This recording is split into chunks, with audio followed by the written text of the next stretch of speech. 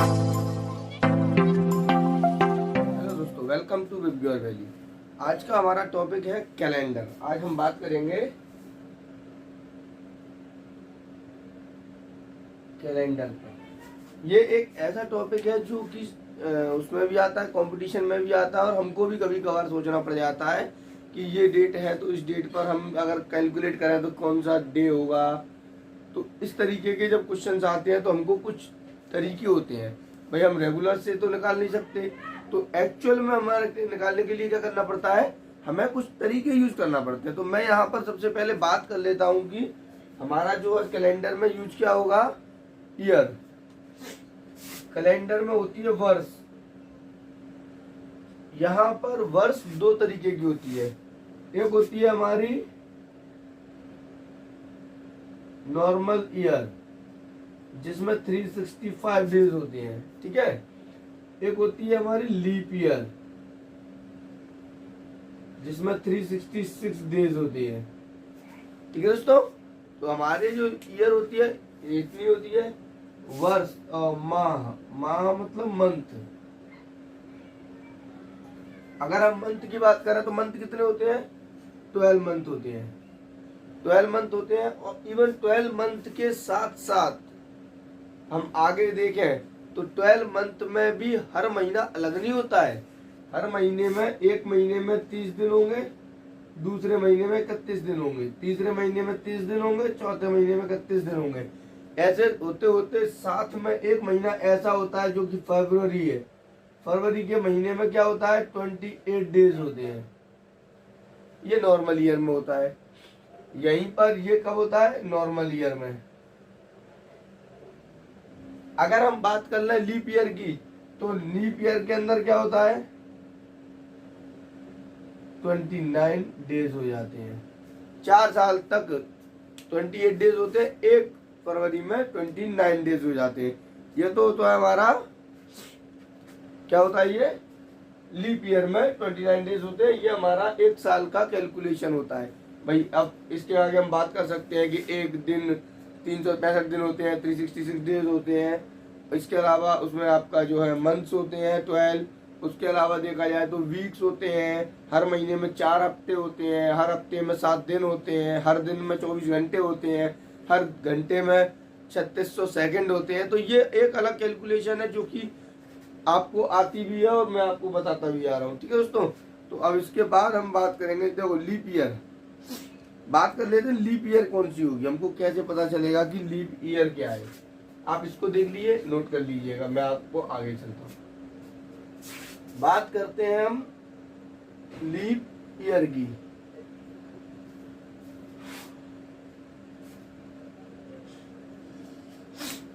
Leap year बात करते हैं हम लीप ईयर की। तो लीप ईयर क्या होता है, जब भी कोई वर्ष है, इंग्लिश में बोले तो ईयर, इसको 4 से डिवाइड करें और जो रिमाइंडर है वो क्या आ जाए, 0।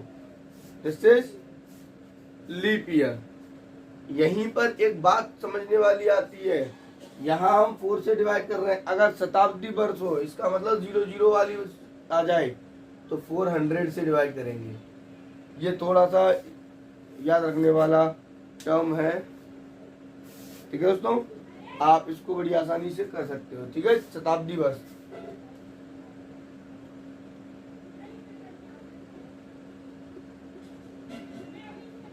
शताब्दी वर्ष होगा तो 400 से डिवाइड करेंगे उस ईयर को, ठीक है। हम बात करते हैं अब इसके आगे, हम आते हैं अपने मेन कंसेप्ट पे, जिससे हमको ये कैलेंडर जो टर्म है, इस के जो क्वेश्चंस कंपटीशन में आते हैं हम उनको आसानी से सॉल्व कर सकें, ठीक है दोस्तों। सबसे पहला या यहाँ पर लिख दिया मंथ्स के नेम, जनवरी, फरवरी, मार्च, अप्रैल, मई, जून, जुलाई, अगस्त, सितंबर, अक्टूबर, नवंबर और दिसंबर। इसका क्या होता है, हमको एक कोड होता है। कोड से मतलब इनको स्पेसिफाई किया गया है। तो ये कोड जो है वो नॉर्मल ईयर के लिए है, आपको ये याद करना ही करना है। ये किसके लिए है, नॉर्मल ईयर के लिए। जनवरी का कोड क्या होता है, मैं यहाँ पूरा कोड लिख देता हूँ, फिर इसको कैसे यूज करना है मैं वो भी बताऊंगा आपको, ठीक है दोस्तों। 144 025 36 140। वही लीप ईयर का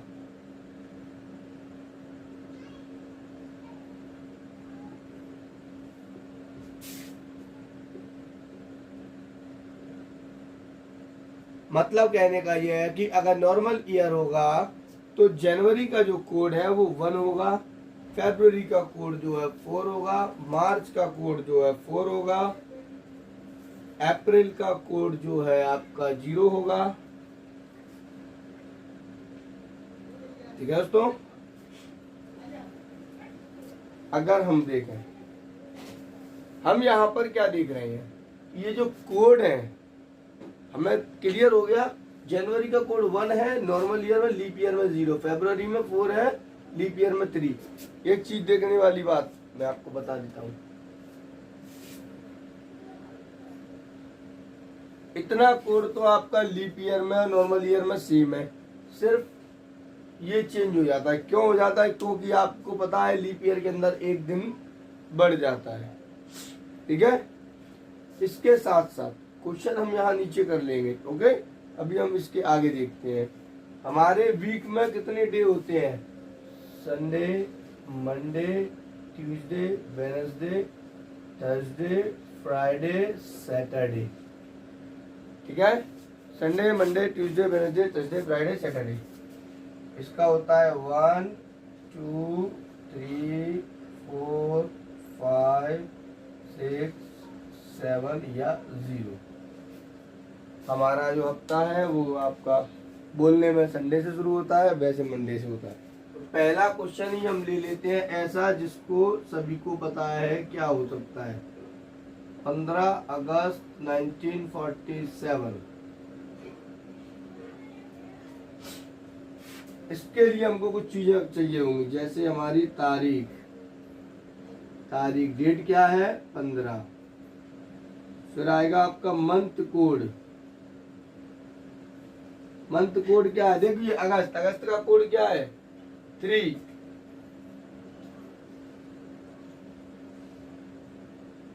लास्ट डिजिट ऑफ ईयर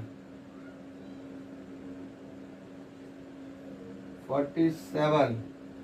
और एक चीज देखने वाली, जो लास्ट डिजिट होंगे ना उसको हमको 4 से डिवाइड भी कर देना है।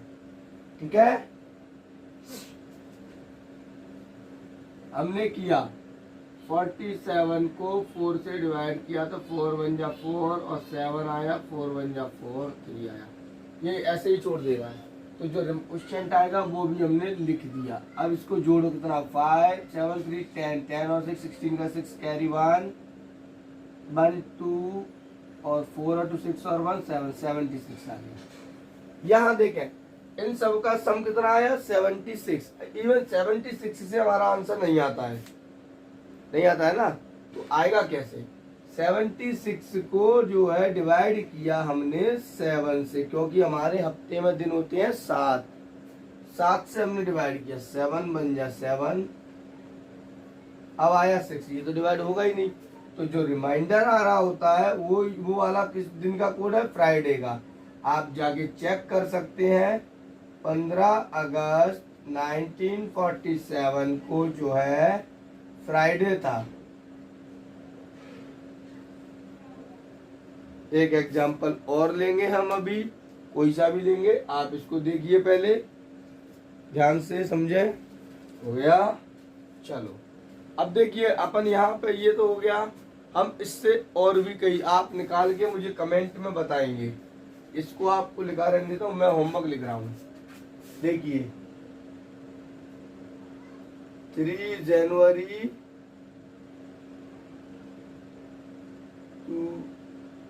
1998, 4 दिसंबर 1968, 3 नवंबर 1942। ये 3 आपका होमवर्क है, आपको इसको करना है। ठीक है दोस्तों, तो आप इसको करेंगे। अभी हम बात करते हैं, एक इसमें छोटा सा कंसेप्ट और है, तो आप ये होमवर्क को भी नोट कर लें। ठीक है, मैं इसको रिलीज कर देता हूँ।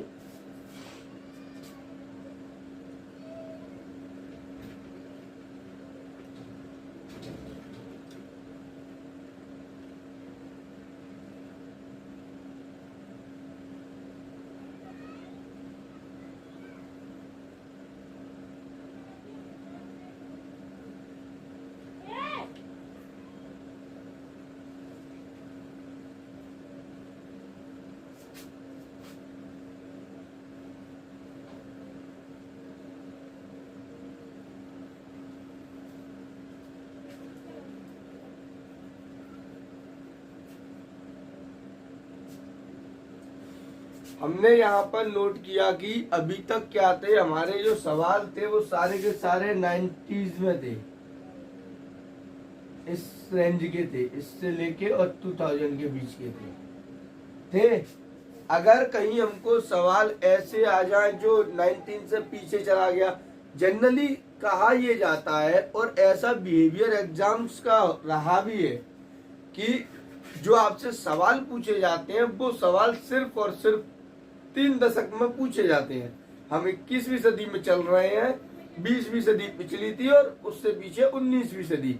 तो हमारे जो क्वेश्चंस में सवाल आएंगे वो 1800, 1900 और 2000 इसी पैटर्न के आएंगे, इससे ज्यादा के नहीं आएंगे। आए नहीं है अभी तक और फिर आने को आ सकते। तो जो बिहेवियर है हम उसके अकॉर्डिंग चलते हैं। ठीक है दोस्तों, तो सबसे पहले हम लिखेंगे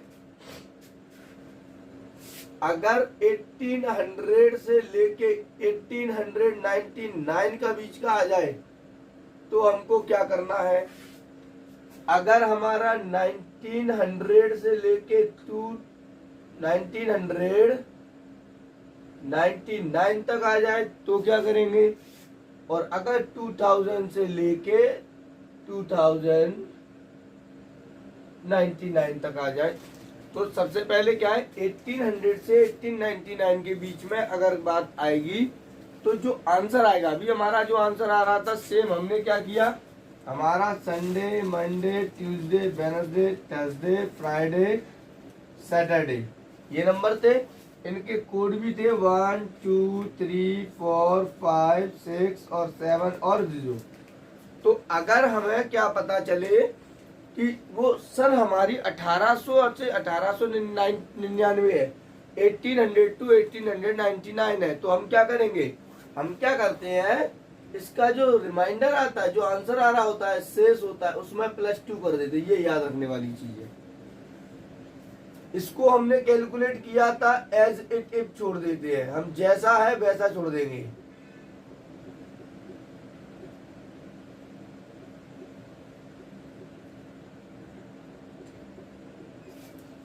अगर बात करी जाए इसकी तो यहां क्या किया जाता है, -1 किया जाता है। ये नेक्स्ट जनरेशन आती है। ओके, कैसे आती है भाई, अगर आंसर हमारा आया मंडे, मंडे किस में आया, हमने डिवाइड किया 7 से डिवाइड करते हैं,